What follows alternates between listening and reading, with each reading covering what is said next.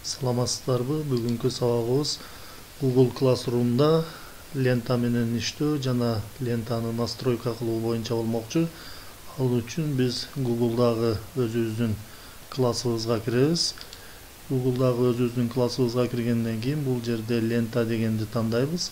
Лента дегенди тандагандан кийин ушул лентага запись жазуу үчүн бул жерде төмөн жакта новая запись деген бар. Ошо новая запись дегенди басабыз. Басканыбызда ушундай болуп чыгат. Бул жерде онлайн сабактар деп турат. Онлайн сабак 9-класс деп турат. Муну өзгөртө албайбыз. Ал эми бул жерден все учащиеся дегенди тандап коебуз. Андан кийин бул жерге введите текст деген жерге текст жазабыз. Мисалы, мынтип жазсак болот. Эртең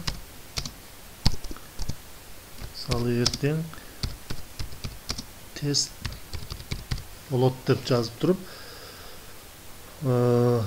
ушинтип текст жазсак болот. Ал эми бул жерде добавить деген жерге ушул записке биз Google дисктен файлдарды кошсок болот, ссылка кошсок болот, ар кандай файлдарыбызды кошсок болот, YouTube'дагы видеолорубуздан кошсок болот.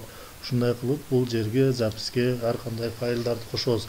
Ал эми бул жерде опубликовать деген бар. Опубликовать дегенди бассак, биздин ушул запись публикация болот. Ал эми ушунун жанында стрелка бар. Стрелканы бассак, бизден ушундай болуп чыгат.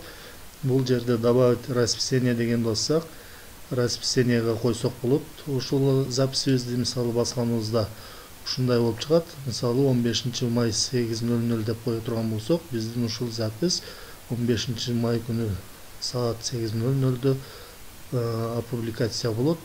Окуучуларга ошол убакта көрүнөт. Ал эми бул жерден сохранить черновик дегенди бассак, ушул биздин записибиз черновикке сакталат. Керектүү убакта ушул черновиктен алып туруп окуучуларга жөнөтүп койсок болот. Ал эми биз бул жерден опубликовать дегенди бассак, окуучуларга ушул записибиз барат. Окуучулар кантип көрөт? Окуучулар өздөрүнүн аккаунту менен ушул Google класска кирет. Ушул аккаунт менен кошулган класска кирет дагы.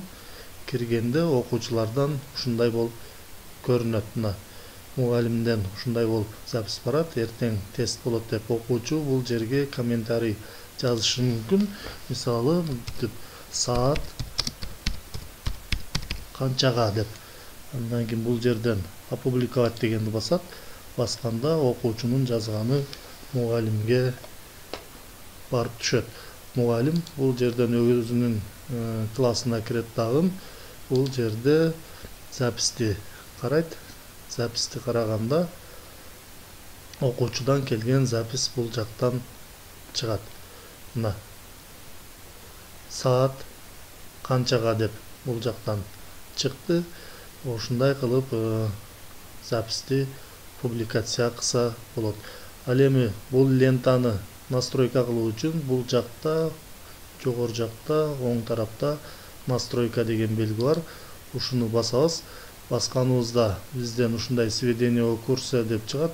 Бул жерде общее деген бар. Общее дегенде биринчиде курстун коду турат.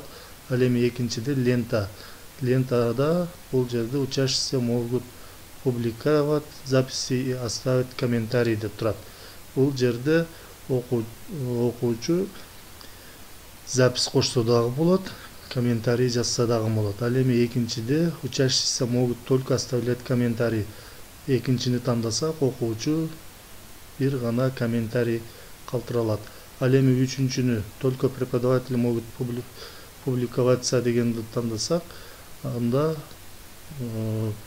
жалаң мугалимдер гана публикация жана комментарий калтыра алат. Биз бул жерден экинчини тандашыбыз керек. Экинчини тандаганыбызда окуучу ошол лентадан комментарий гана калтыра алат.